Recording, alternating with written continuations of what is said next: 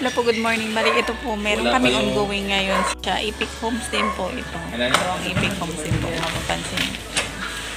So, ayan ngayon yung aming unang araw. So, yung materialis namin kung mapansin na maaga pa meron na siya. Kasi nga, kahapon pa lang is nag-ready na po ng materialis yung husband ko. Nagpa-deliver na kasi nga, ang ano dito, approval ng delivery is MWF lang. So, Tuesday ngayon. So, kahapon pa inasikaso na namin yung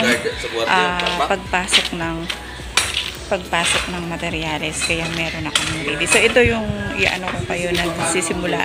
Ayan, si Kuya nag-aanilyo ng para sa poste.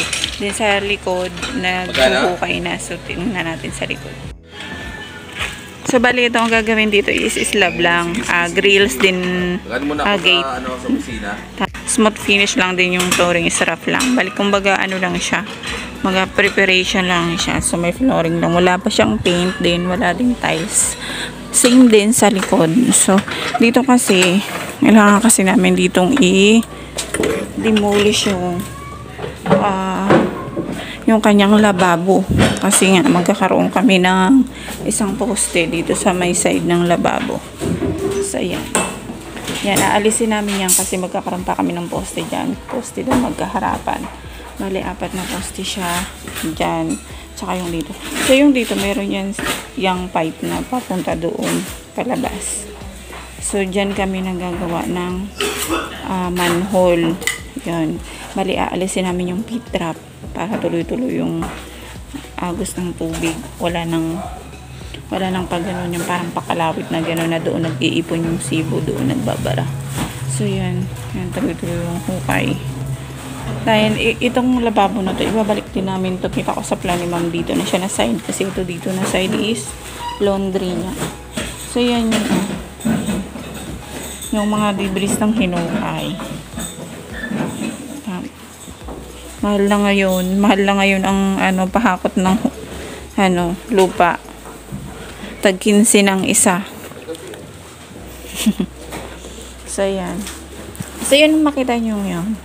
Yan, yan, muhon. O yung property line marker na sinasabi. Or sa mabilis na yung muhon. So, dahil siya, natumbok natin. Ibig sabihin, tama din yung sukat ng kabila. So, yan po. Yan, hinuhukay pa. Siguro mga nasa ng lalim nito, 50 na? Hindi. Yung lalim niya ngayon. 50 pa lang na. Yan. So, ayan natin kasi namin yung dyan. Yung adobe ng part. So, more or less, aabot yung 90 hanggang 1 meter ang lalim. Siguro yan. Jay, iyan sa labas. Ito. Diyan lang muna. Itambak lang sa harap. Para makakilos, maigi. So, yan. Baka G, na agad. Tawag nito. Adobe na agad yung ni G. Kasunod. Tingnan nyo, nagli-layer din siya yung lupa. Sa taas, ibang kulay niya din sa gitna, ibang kulay din ng cute niya. Lagi ko yun napapansin pa yun. Tapos yung pailalim yan. Para siyang matigas na na parte ng lupa. Pero yan, laliman pa yan. Kahit pa na may adobe na, laliman pa rin siya. At least maging hanggang 1 meter. Ilagay mo na doon. Dalawang pa lang yan, hindi pa ganun kalalim. Dalawang poste pa lang yan. Hindi pa ganun kalalim ang nahukay, pero ang dami ng hahakutin na lupa. So, yan.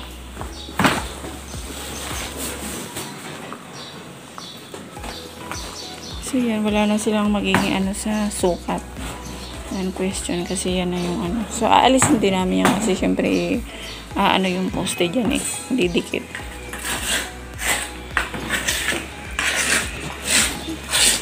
Ayan po, ang unang araw. Tigas na. Tigas. Adobe na yan.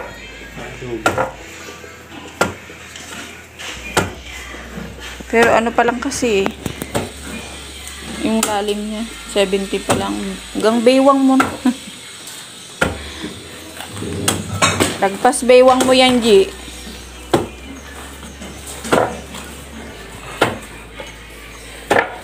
Yan, nagli-layer kasi yung lupa niya. So, kanina medyo puti. Then, itim.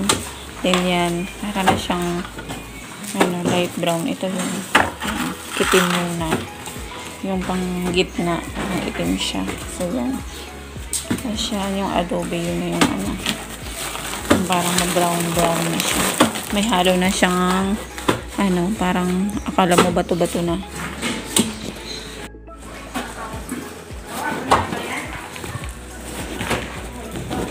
Nagbabaywang na ni Kuya yung lalim. Sa siya, 1 meter talaga yung lalim niya kasi dito 90 din. Itataas pa kasi ito. Tatambakan pa kasi ito kasi level doon. Level doon sa flooring na yun. Kasi yan na po yung pinagkaiba. Pag yung nagpukay na adobe na po yung yung lupa. Yan, matigas na siya.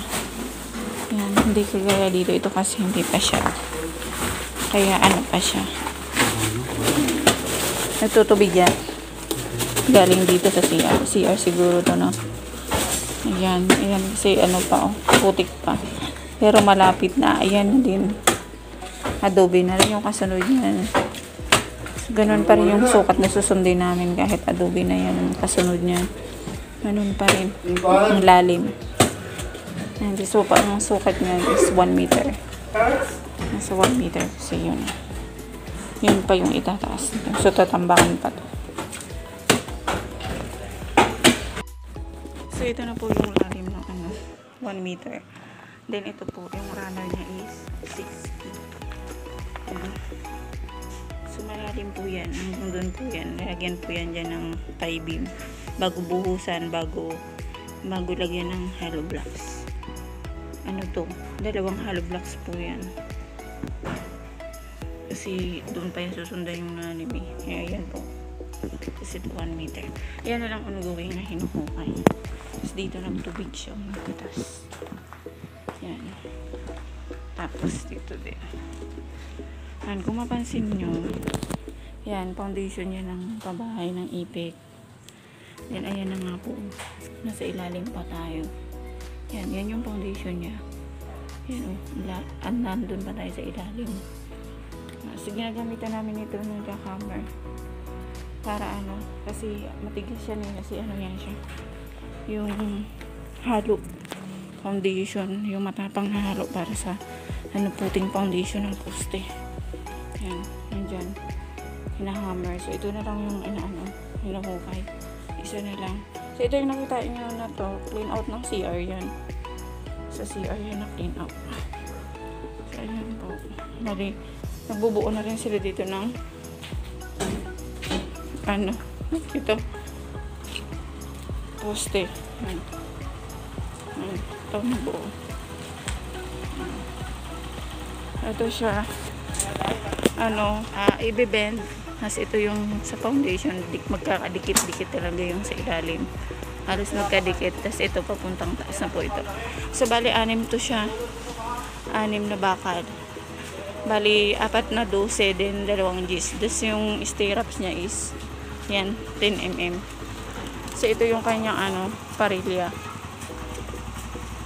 Bali, yan, 12 mm na bakal. So, yan, ang gluing. Yung binubuo nila. So, magpapaano na rin siya. Papahakot. So, ayun pa yung stirrups na ito.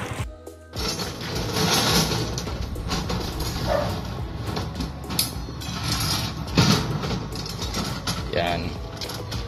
Ito yung ating boss. Pag set up ng column o poste, yung reverse natin. So 10 mm po yung ating ginawang stirrups. Tapos 4 na 12 mm, dalawang 10 mm para sa vertical.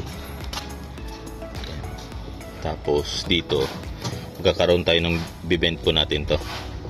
Tutupuin po ito para sa pagkonekta sa ating footing. Diyan.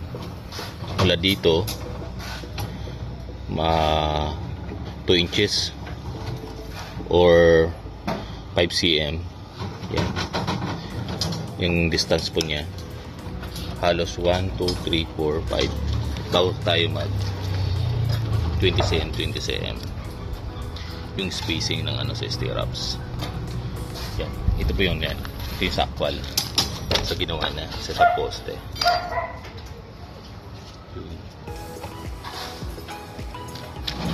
Tapos ito rin yung ginawa nating puting. Rebars natin sa puting. 12mm po. Tapos ang sukat nito halos 90 cm. Tapos 10 12mm. Nakabend po yung dulo ng 5 cm. Yan. Kapilaan po yan. Yan po yung reinforcement natin sa footings.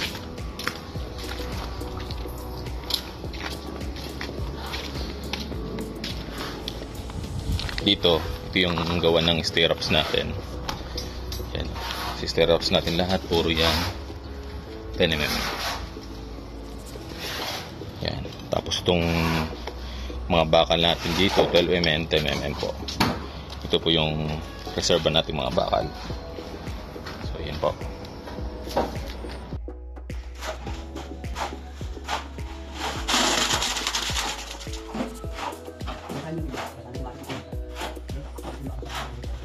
Okay lang medyo tuyo ko para basta ka konti ang natin eh. Okay.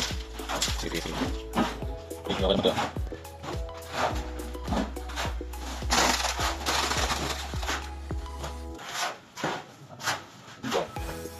May dalang tuyo na. Hanggang sa ano yan. Yung palapot na ano. Tabuhan natin ng simento.